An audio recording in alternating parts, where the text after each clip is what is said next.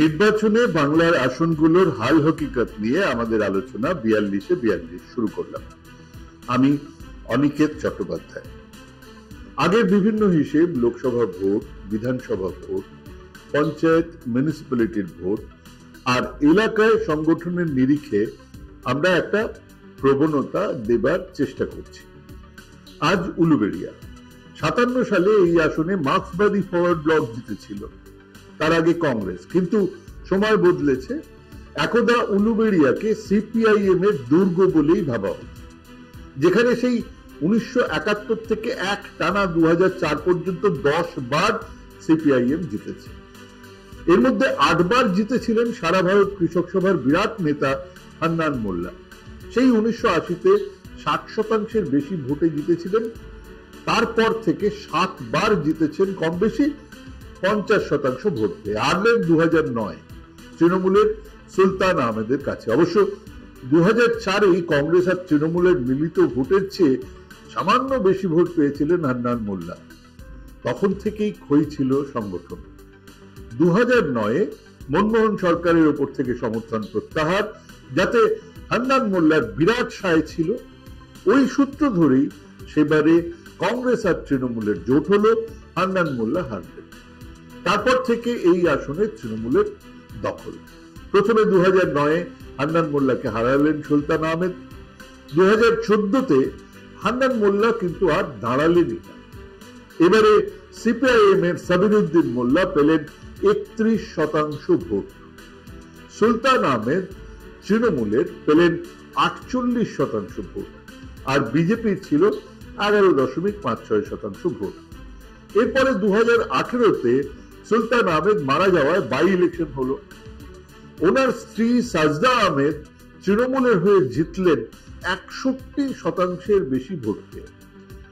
2019-এ তৃণমূলের সাজদা আহমেদ ভোট পেয়েছেন 53%, ভোট কমেছে। সিপিআইএম এর ভোট 11%, আরো কমেছে। মাকসুদা খাতুন পেলেন 6.2% মতো ভোট। সেই 50% থেকে বা হান্নান মোল্লার 60% থেকে নেমে এসেছে 6.2% ভোট। ছিলেন 3 নম্বরে। বিজেপির প্রার্থী জয় ব্যানার্জি পেলেন 36.58% ভোট। ওনার ভোট বেড়েছিল 13% বেশি। মানে ভোটটা একধার থেকে একধারে গেছে, এটা খুব পরিষ্কার ছিল। এরপর বিধানসভা, উলুবেড়িয়া লোকসভা অঞ্চলের মধ্যে 7টা বিধানসভার উলুবেড়িয়া পূর্ব, উলুবেড়িয়া দক্ষিণ, উলুবেড়িয়া উত্তর, শ্যামপুর, বাগনান, আমতা, উদয়নারায়ণপুর, এই 7টাই জিতেছিল তৃণমূল। পেয়েছিল 50% ভোট 2021-এ। বিজেপি পেয়েছিল 38% ভোট। কম বাম মিলিত ভোট ছিল 7.5%। এবারে বাড়বে, নিশ্চিত বাড়ত। কিন্তু এই আসন এবারে কংগ্রেসকে দেওয়া হয়েছে। তাদের প্রার্থী আজহার মল্লিক, তাকে নিয়ে তেমন কোনো সাড়া শব্দ নেই। বাম কর্মীরা এখনো রাস্তায় নেই। হান্নান মোল্লার 8 বার জেতা আসন কেন কংগ্রেসের হাতে? 2004-এর পর থেকে এই আসনে কংগ্রেস কোনোদিন 70,000-এর বেশি ভোটও পায়। গতবার 2019-এ 27,000 ভোট পেয়েছিল। কেন এই আসন কংগ্রেসকে দেওয়া হলো? বাম কর্মীরা এই প্রশ্নের উত্তর পাননি। হান্নান মোল্লা সাহেব রাজস্থানের শিখর আসন নিয়ে ব্যস্ত। দলের প্রার্থী অমরা রাম এবার ওই আসনে ইন্ডিয়া জোটের প্রার্থী, উনি সেখানেই আছেন। উলুবেড়িয়ায় বিজেপির প্রার্থী অরুণ উদয় পাল চৌধুরী। ওনার একমাত্র সুবিধা হলো উনি ভূমিপুত্র। কিন্তু এই আসনে সংখ্যালঘু মুসলমান ভোট প্রায় 28%, আর এই ভোটটাই ব্যবধান গড়ে দেবে।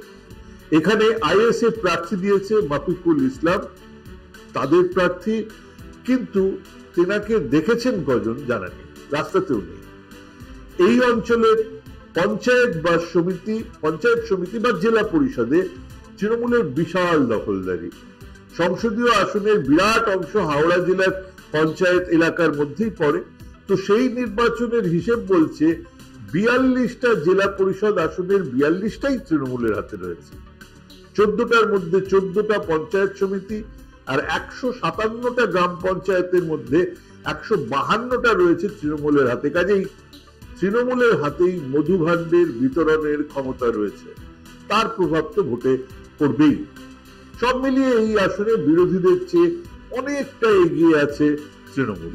কেবল অ্যাডভান্টেজ তৃণমূল বললে কম বলা হবে। এই আসন জিতবেই তৃণমূল। নমস্কার।